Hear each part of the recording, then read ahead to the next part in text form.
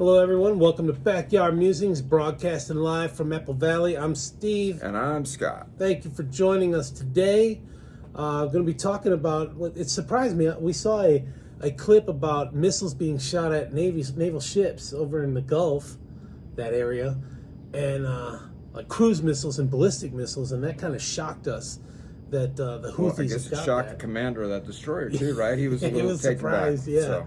Yeah, so we're going to be talking about some of the attacks and the capabilities and their shortfalls for the Houthis. So recently, Commander Justin Smith, the commanding officer of the USS Mason, pictured in this slide, discussed his experiences about coming under attack from Houthis with anti-ship guided missiles. Anti-ship guided missiles. While dealing with pirates. The USS Mason is an Arleigh Burke-class destroyer costing $14.5 billion. A hammer costs $500, a toilet seat $1,000. During one of the encounters, the destroyer, with allied ships and associated aircraft from a coalition counter-piracy task force, responded to a distress call from the commercial vessel Central Park that it was under attack by an unknown entity. Later, 2 ballistic missiles fired from Yemen were launched in the direction of the Mason and Central Park, but the missiles landed in the Gulf of Aden approximately 10 nautical miles from the ships. Right on target. Not very accurate. Jeez.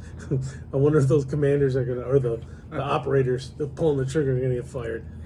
So when I think of these pirates, I think of like the Somali pirates, Arr, out there in their little the Barbary skiffs coast and stuff, and they're bouncing around in these waves and everything. And Thin as a toothpick. yeah, but I mean these guys are getting to be pretty sophisticated apparently. So Well, they've been doing it for hundreds of years, so Yeah. you'd think their tactics would improve. Too bad they can't put their ingenuity towards something else.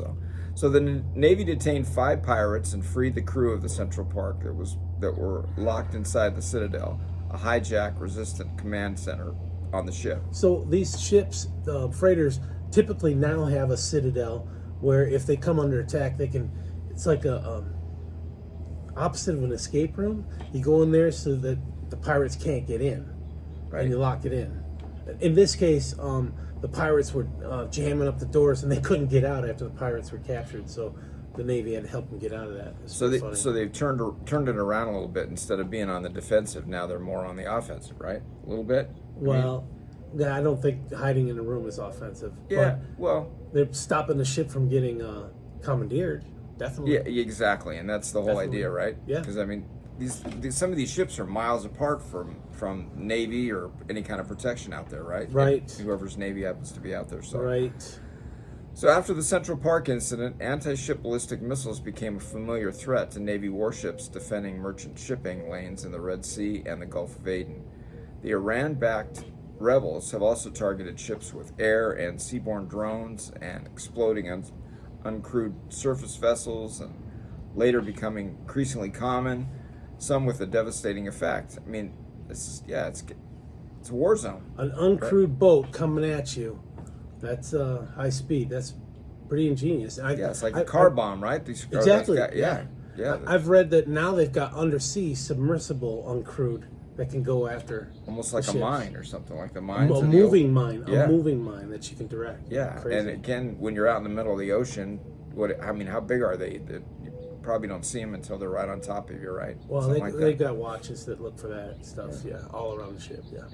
So the Houthi attacks began as Israel launched a high-casualty war in Gaza following the October 7th massacre by the Hamas operatives. The group has persisted in its attacks despite the costly efforts of the U.S. and its allies to stop it.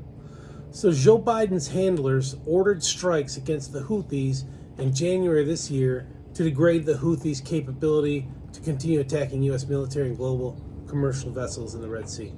The U.S. and U.K. destroyed radar systems, air defense systems, and storage launch sites of drones, cruise missiles, ballistic missiles at 16 different sites. And we're going to see, towards the end of this segment, we're going to see just a 45-day window of what the armed forces destroyed, the Navy destroyed. And it's pretty incredible. We got the NSA. Yeah, they're back. Gosh, man.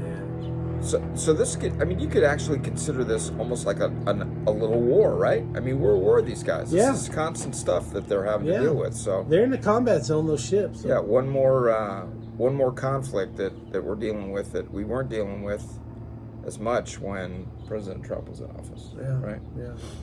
So in retaliation for these strikes on January 14th, 2024, the Houthis fired an anti-ship cruise missile at the USS Laboon, pictured here in this slide here, while it was operating in the Southern Red Sea. Sorry, the Houthis, who are funded and supported by Iran, have launched more than 25 attacks at ships crossing the Red Sea.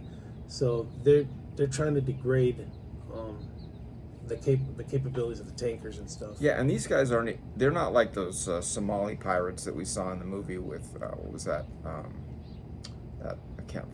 So Tom Hanks movie, I can't remember the name of it. Yeah, Captain Matthews or something like that. I know. But those guys were just trying to take the ships and hold them for ransom. These guys are trying to sink them. Sink them, yeah. Yeah, so destroy them. Yeah, so we previously did a segment on wars and rumors of wars and touched briefly on the Houthis. Houthi forces have possessed anti-ship missiles for almost a decade now, using them to harass military and commercial maritime traffic. It's crazy. Yeah, it has also been a period during which the group's ability to threaten ships has undergone its significant enhancement. Yeah, they got pretty sophisticated. So, when Houthi forces took control of northern Yemen, including the capital of Sana'a, in late 2014 and early 2015, they acquired their first anti-ship missiles in the form of obsolescent Soviet-made P-21 and P-22 missiles, as well as the slightly more modern Chinese C-801 from Yemen, or from the Yemeni military stocks. So they're getting well, they're buying stuff from China and Russia. You know, old obsolete stuff. That's great that you can sell your old stuff for money. That's pretty cool. Yeah, well, but they're funding or just them. turn it over to them like we did in Afghanistan, right? Just turn it over, and that becomes stuff on the free market, I guess. Black market, more like it. Disgraceful.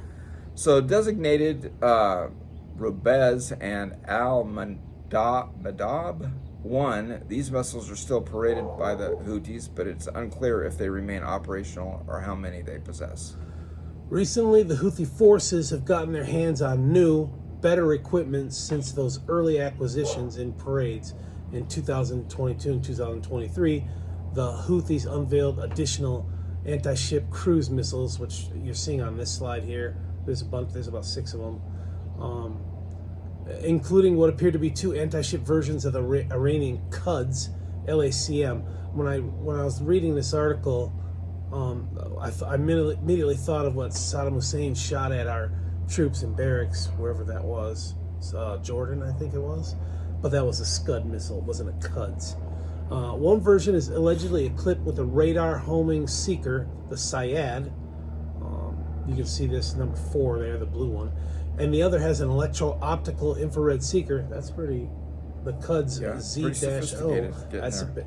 Yeah, so based on the range of the original Quds and on Houthi statements, both systems could have a range of at least 800 kilometers. So Iran is making money selling these and arming them to destabilize the region. Russia and China are right behind them. It's like an axis of evil almost. Yeah, so are any of these rockets similar to the rockets that are rained down on Israel from Hamas? Surface to surface, so yeah, I would say, well, a lot of them are crude, but because these are trying to hit ships. But I would say, yeah, they're both surface to surface. Yeah, scary Except stuff. Hamas is like right next to Israel, so these guys can go 800 kilometers, these rockets. So you only need something that goes maybe 100 kilometers. Yeah. So the Houthis face challenges as demonstrated by that miss on the USS Mason. They lack advanced intelligence surveillance and reconnaissance tools, such as maritime patrol aircraft and satellites, which are usually associated with providing targeting information for long-range anti-ship systems. But who knows? They could get their hands on that, I guess, right? Or you need to get the training, though, too. Yeah. Not just getting your hands. Yeah. It's like a monkey with a gun. You know, if the monkey doesn't know how to fire it. Yeah. So despite no high tech, they possess other low-tech ISR assets, including UAVs, nominally civilian vessels used for scouting, open source information on maritime traffic and data gathered by the Bashad, and an Iranian cargo vessel anchored in the Red Sea supported to serve as an Islamic Revolutionary Guard Corps. Forwarding operation and reconnaissance base. This ship is Iranian owned by the Revolutionary Guards, and it acts as like a command center. Yeah, maybe doing tracking and stuff, feeding that to the Houthis. I mean, direct involvement. We should take out that ship. Oh, absolutely. Absolutely. We should take it out. It also seems likely that Iran has equipped a group with coastal radar systems, which we keep destroying. Yeah, take that list. Yeah, take a look at this slide here, and we're just showing a 45-day window. The Navy Times keeps a running list of the Houthi attacks, and the Navy Times, I saw it went back to mid 2023, and there were so many. Just in July, up to a couple days ago, the U.S. Navy destroyed 3 radar sites, 7 surface drones, and 11 air drones. Right? Nice.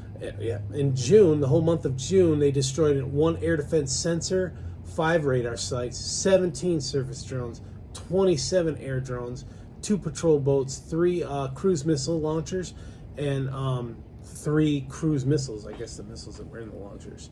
So so this is just a 45-day window, and they're doing some punishing damage, and it doesn't seem like it's affecting them because they just keep getting more weaponry from the Iranians. Why don't we take away the Iran's ability to sell oil, destroy some refineries or drilling sites or something? Well, isn't that one of the not really threats, but one of the facts that Donald Trump told them? Yeah. If this is what we're going to do, back off. I saw this one video the other day where he was in a meeting with Taliban or something, and he goes, "Hey, here's a picture of where you were negotiating live. the retreat, the removal of U.S. force withdrawal. Yeah, here's the picture of where you live. If you keep messing with us, we're going to drop a bomb on your house." And then they walked out. Yeah, exactly. They just walked out. And So the Taliban's like, what? that's the kind of negotiator I want in a situation like this, And he backs it up, Exactly. He backs it up. Yep. Yeah, I What love does it. Biden do? He convalesces in his beach home. Yeah. And now poor guy's got COVID. He's off the campaign trail. Yeah, I wonder if that's like a ploy to Convenient. Sympathy, or I don't know. Or why he's been acting whatever. Speaking of that, have you been seeing about some of the people bagging on Trump's bandage on his ear? Yeah, that's ridiculous. It is. They got to pick at something, and then now they're saying that it wasn't a bullet. Yeah. They grazed him. It was glass from the teleprompter, and you can look at the photos. The teleprompters are intact. Tell that to the family of the man that was killed that day. It was definitely projectile. It's like people they'll do off, anything to just come unhinged. Up with something. Yeah, unhinged. They're that's just right. Unhinged. It's crazy. Come on, man. Anyway, we need to figure out a better way to take care of these Houthis. Just take them out. Down with the Houthis. Yeah, we don't want the Houthis. If you got any comments, send them our way. We love the comments. We try to respond to all of them, good or bad. Yeah. We want good and bad. Absolutely. So keep them coming. Thanks for joining us, and we'll see you tomorrow. Have a great day. Backyard Musings. Yeah, have a good day. Thank you.